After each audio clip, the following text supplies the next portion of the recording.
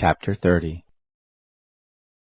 Woe to the rebellious children, says the Lord, who take counsel, but not of me, and who make a league, but not of my Spirit, that they may add sin to sin, that set out to go down into Egypt, and have not asked at my mouth to strengthen themselves in the strength of Pharaoh, and to take refuge in the shadow of Egypt.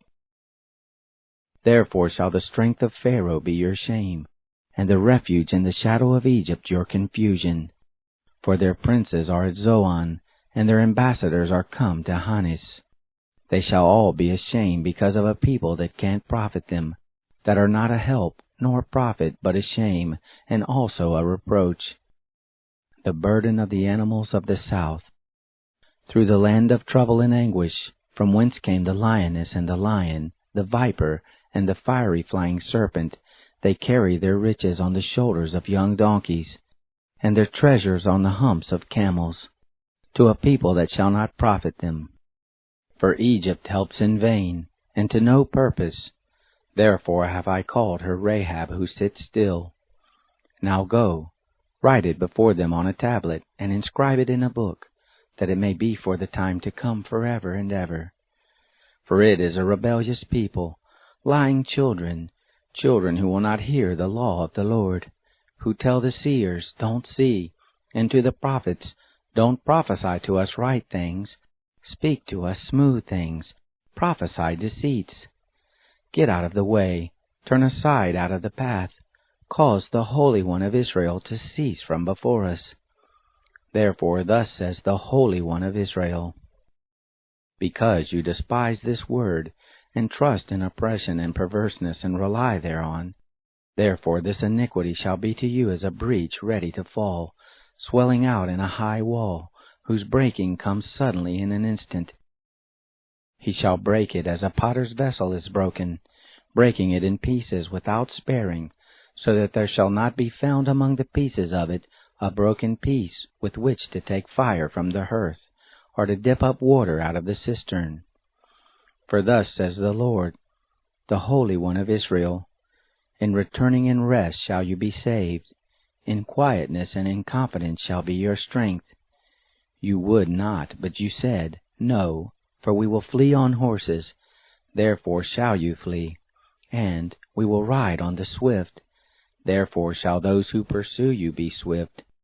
1,000 shall flee at the threat of one, at the threat of 5 shall you flee, until you be left as a beacon on the top of a mountain, and as a sign on a hill. Therefore will the Lord wait, that he may be gracious to you, and therefore he will be exalted, that he may have mercy on you. For the Lord is a God of justice, blessed are all those who wait on him. For the people shall dwell in Zion, at Jerusalem, you shall weep no more. He will surely be gracious to you at the voice of your cry. When he shall hear, he will answer you. Though the Lord give you the bread of adversity and the water of affliction, yet shall not your teachers be hidden any more, but your eyes shall see your teachers, and your ears shall hear a word behind you saying, This is the way, walk you in it, when you turn to the right hand and when you turn to the left. You shall defile the overlaying of your engraved images of silver, and the plating of your molten images of gold. You shall cast them away as an unclean thing. You shall tell it, Get you hence. He will give you the rain for your seed, with which you shall sow the ground, and the bread of the increase of the ground, and it will be fat and plenteous. And that day will your cattle feed in large pastures. The oxen likewise and the young donkeys that till the ground will eat savory provender, which has been winnowed with the shovel and with the fork. There will be on every lofty mountain, and on every high hill, brooks and streams of water, in the day of great slaughter when the towers fall. Moreover, the light of the moon will be as the light of the sun, and the light of the sun will be sevenfold, as the light of 7 days, in the day that the Lord binds up the hurt of his people, and heals the stroke of their wound. Behold, the name of the Lord comes from far, burning with his anger, and in thick rising smoke. His lips are full of indignation, and his tongue is as a devouring fire, and his breath is as an overflowing stream that reaches even to the neck.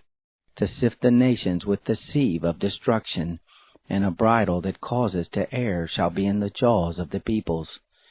You will have a song as in the night, when a holy feast is kept, and gladness of heart, as when one goes with a pipe to come to the mountain of the Lord, to the rock of Israel. The Lord will cause his glorious voice to be heard, and will show the lighting down of his arm, with the indignation of his anger, and the flame of a devouring fire, with a blast and tempest and hailstones.